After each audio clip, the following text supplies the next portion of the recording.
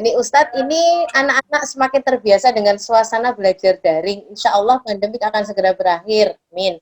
Ada tanda-tanda anak ini memilih belajar daring, jadi sudah mulai dan tidak tertarik untuk sekolah tatap muka seperti yang dulu. Bagaimana Ustadz untuk membangkitkan dan giroh anak ini? Ya, saya memahami ya. Persis ini anak saya yang terakhir. Ya, memang daring ini kelebihannya buat anak itu anak tidak perlu ke sekolah, Ustazah. Kemudian tidak perlu hal-hal yang lain. Ada kelebihannya memang, tetapi satu yang ingin saya sampaikan pada beliau, pada Ustazah itu, belajar melalui daring itu hanya menginteraksikan pikiran, ya, otak kita dengan benda atau dengan layar itu saja. Selebihnya banyak hal yang tidak bisa dilatihkan, dikontrol perkembangan latihannya itu oleh guru, oleh orang tua dan segala macam. Tapi ini persoalannya kan caranya berkomunikasi pada anak ya. Kalau komunikasi ini sesama orang tua sudah pasti sepakat ya. Nah oleh karenanya saya punya usul satu kepada ayahnya Nahdan atau ibunya Nahdan ini. Yang pertama, cobalah nanti pada hari libur ini, hari besok minggu ini, anak-anak itu diajak untuk ke toko buku, bertemu dengan guru atau sosok yang mewakili profesi yang dicita-citakan oleh anak untuk ngobrol, dialog, bertanya dan segala macam ya. Sehingga anak itu kembali hidup dan menyala kembali kemauannya untuk belajar secara tatap muka ya. Tidak boleh dibiarkan situasi ini kecuali anak itu diperhadapkan, dipertemukan dengan situasi-situasi real, tatap muka, buku, orang tua, orang sukses, guru dan segala macam yang memungkinkan anak bisa mengeksplorasi itu dengan sebaik-baiknya. Saya pikir waktu anak-anak itu TK itu Ustazah diajak ke tempat kereta api, ke kebun binatang ya, bisnis bersama, itu hal-hal yang membuat mereka itu mulai sadar bahwa belajar itu ternyata bisa secara menarik dan begitu lengkap dijalani oleh mereka dengan cara seperti itu. Memang daring ini kelihatannya nikmat ya, hanya duduk, pulsa, ya tidak perlu dibentak-bentak, gurunya jauh di sana, jadi kalau ini tinggal tutup videonya tidak bisa kelihatan, tetapi aspek-aspek yang lain tidak banyak terbantu begitu. Saran saya begitu kepada ayah bundanya Nada, ajak bawa bertemu dan mengalami aktivitas-aktivitas yang seperti itu. Iya.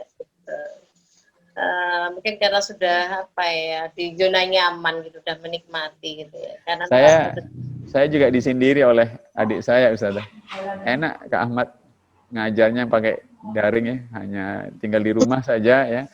Padahal ada banyak hal yang tidak bisa dilakukan hanya dengan daring itu. Oke. Ini ada pertanyaan terakhir Ustazah? Ya, pertanyaan terakhir Ustaz. Tadi ini tentang apa itu? Apakah kita perlu mengatur jadwal refreshing? Nah ini loh, piknik gitu. Ya, benar, rutin, tidak bosan belajar di rumah. Saya setuju itu. Benar, saya setuju. Gini, keramaian juga nih Ustaz. Ya, gini. Jadi gini, asumsinya begini, yang ada di rumah asumsinya satu ibu ya. Jadi selama daring itu berapa jam sih Ustazah Arum? Kalau anak-anak libur itu SD berapa jam? Ada beberapa sesi Ustaz. Yang pertama pagi itu Zoom itu berapa? Dari jam 8 sampai jam 11. Ada yang sampai jam 11, ada yang nanti lakoh ngaji sendiri. Ustaz. Saya gini Ustazah. Jadi anggap saja sesi yang pagi itu 8 jam jam 8 sampai jam 11 3 jam ya. Nah, refreshing yang bisa diberikan itu kepada anak, dan ini juga mohon pengertian Ustazah di sekolah ya. Beri sela ya. Beri sela setiap sekian menit untuk guru ini, untuk guru untuk sekian menit Ustazah atau Ustaz yang mengajar sekian menit agar anak mengalami refreshing, karena duduk itu kan masalahnya, duduk di depan handphone dan laptop. Agar anak itu refreshing. Ini soal guru yang mengajar. Jadi kalau mata pelajaran disampaikan dalam waktu 1,5 jam, maka kelola 1,5 jam itu agar anak bisa dipandu untuk refreshing, misalnya gerak macam-macam sambil kelihatan di layar itu ya. Tapi ayah ya refreshing dan segala macam. Nah, tapi ibu jeli juga.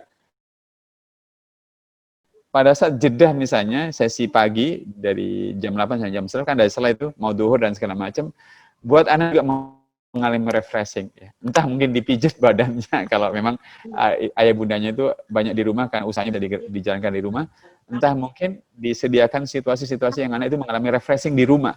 Ya, sehingga begitu masuk sesi berikutnya anak itu mengalami penyegaran diri yang lebih bagus begitu. Saya setuju kalau soal refreshing dan memang harus dibuat begitu. Ayah bunda perlu tahu bahwa anak itu orang tua kalau belajar 30 menit sudah mulai nurun ya. Nah, setelah itu harus direfreshingkan kembali. Sudah menguap-menguap ya. Ya. Allah begitu. Apalagi anak-anak kalau di rumah itu kan sudah SD sudah bisa ya Ustadz ya. Jadi ditutup kameranya, ternyata dia balik ke kulkas.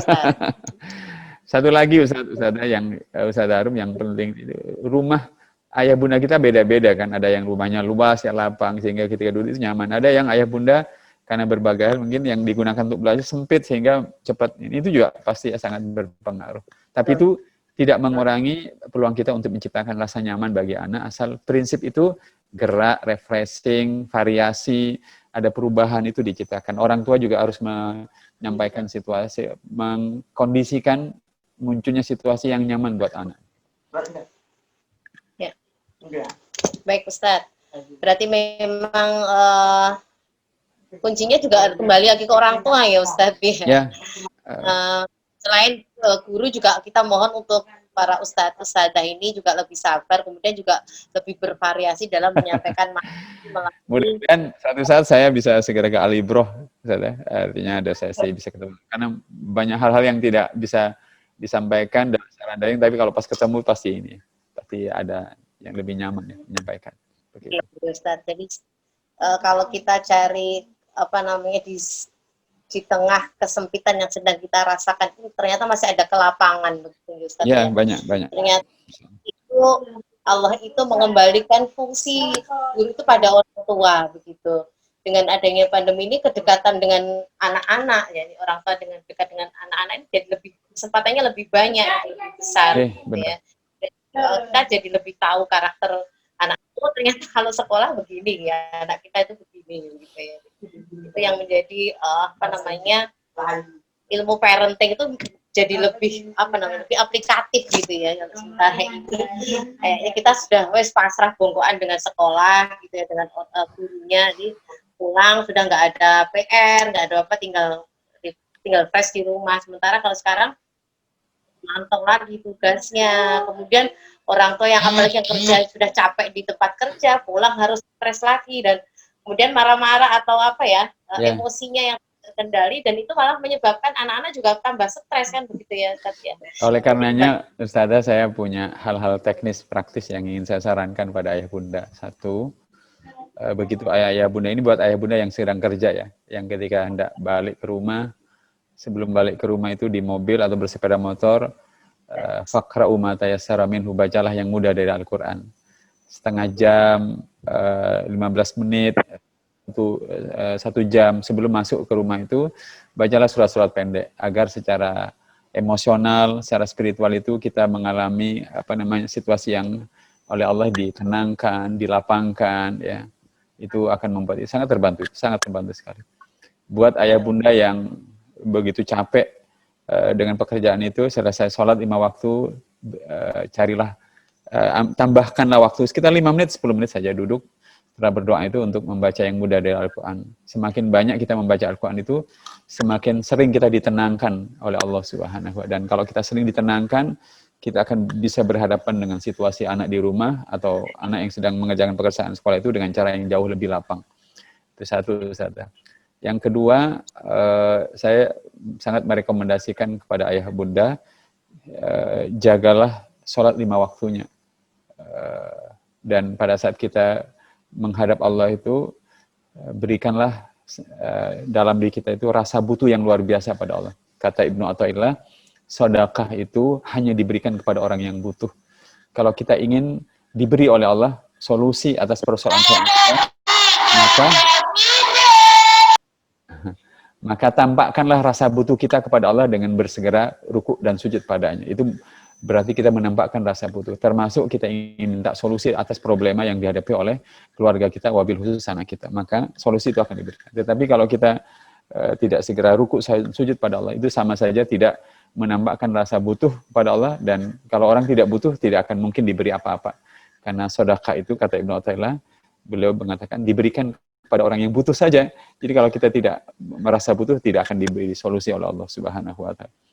Yang ketiga, yang terakhir yang ingin saya sampaikan, hal-hal teknis berikut ini bisa selalu digunakan. Pertama, sentuhan-sentuhan lembut dari orang tua pada anak, memegang pundaknya, mengusap-usap rambutnya sebelum dia bangun, dan kita ucapkan ayo nak bangun, kita pegang pundaknya, tubuhnya pijat, dicium, dan itu adalah bahasa yang membuat anak itu merasa kehadiran fisik ayah dan bundanya itu luar biasa. Yang kedua, telinga yang semakin banyak mendengarkan anak. Di hadapan anak itu jangan sering-sering, ayahmu itu dulu hebat, ranking 1, ranking 2, anak tidak diberi kesempatan untuk bercerita tentang dirinya. Itu jangan. Ya, jadilah pendengar yang baik, mendengarkan apapun yang menjadi sesuatu yang sudah bisa dikerjakan anak, itu akan sangat membantu. Yang ketiga, berikanlah pujian yang tulus, karena itu akan memperkuat rasa percaya dirinya yang sangat tinggi kepada anak. Setiap anak berhasil mengerjakan hal-hal yang menjadi tanggung jawab pendidikannya dari sekolah itu. Lalu yang keempat, kata-kata penghiburan. Anak itu bukan orang dewasa, selalu salah, selalu ada kesalahan, dan selalu ada yang tidak sempurna untuk dikerjakan ketika dikerjakan oleh anak. Maka hiburlah, semangatilah, berikanlah dia kesempatan untuk mencoba sekali lagi, sehingga anak itu tidak memandang kesalahan itu sebagai sebuah situasi emosional yang membuat anak itu ngeri. Kalau salah, dia membayangkan akan dimarahi dan segala macam. Dan yang terakhir, berikanlah bantuan-bantuan kecil yang memberdayakan. Mengambilkan air minum buat dia, kalau dia tidak sempat mengambilnya, membantu hal-hal kecil yang menjadi kebutuhannya. Itu Ustaz Arum, mudah-mudahan bermanfaat pada pagi hari ini. Saya akhiri. Assalamualaikum warahmatullahi wabarakatuh. Waalaikumsalam warahmatullahi wabarakatuh. Kita loh. Ustadz Ahmad Arto, Masya Allah. Poin terakhir yang disampaikan Ustadz itu begitu gitu ya. Jadi ini yang sebetulnya kita butuhkan gitu. Jadi praktis gitu. Yang praktis ini mudah-mudahan kita senantiasa bisa melaksanakan gitu ya. Jadi seperti merujuk surat pendek, mungkin itu kayaknya sepele gitu, tapi hal itulah yang bisa sebetulnya menenteramkan hati kita gitu ya, sehingga ketika di rumah dan bertemu anak-anak hanya ketenangan gitu ya, ketika melihat mereka dengan tumpuk-tumpuk tugas yang harus segera diselesaikan gitu. Mungkin sebetulnya sama dengan perasaan orang tuanya gitu. Jadi anak-anak juga butuh ketenangan juga gitu. Kalau orang tuanya tenang, anak juga pasti akan tenang. Kemudian banyak hal tadi yang bisa dilakukan, hal-hal praktis gitu ya. Jadi istilahnya kita benar-benar memberikan perhatian lebih kepada mereka gitu ya, menjadi pendengar yang baik, kemudian memberikan kata-kata yang menghibur, dan melakukan sesuatu hal yang itu membahagiakan mereka, meskipun hanya sekedar mengambilkan air minum begitu ya Ustadz ya. Insya Allah itu kadang-kadang yang mungkin terabaikan gitu karena sudah sama-sama. Jazakallah khair. Insya Allah berkali-kali harus mengucapkan terima kasih, karena hal-hal seperti ini, taujih seperti ini yang menjadikan menambah pengayaan hati ini semakin lapang dada begitu ya, ketika harus melewati ujian pandemi yang dengan harapan mudah-mudahan cepat berakhir begitu ya. Apapun itu Allah berikan kepada kita supaya untuk menguji keimanan kita gitu ya. Baik, Ustadz Ahmad Arkom, ayah bunda yang mengikuti seminar dari jam 8 tadi sampai berakhirnya materi ini dipaparkan tadi, dan kemudian juga ditutup dengan sesi tanya jawab. Semoga apa yang disampaikan Ustadz dan kita diskusikan ini bisa menjadi solusi bagi kita sebagai orang tua yang berkewajiban mendampingi anak-anak yang sudah menjadi amanah kita gitu ya. Karena mereka adalah titipan dari Allah Subhanahu wa taala, maka kita harus mendidiknya dengan cara yang benar seperti yang diinginkan oleh Allah dan Rasulnya. Baik, untuk itu kita akhiri.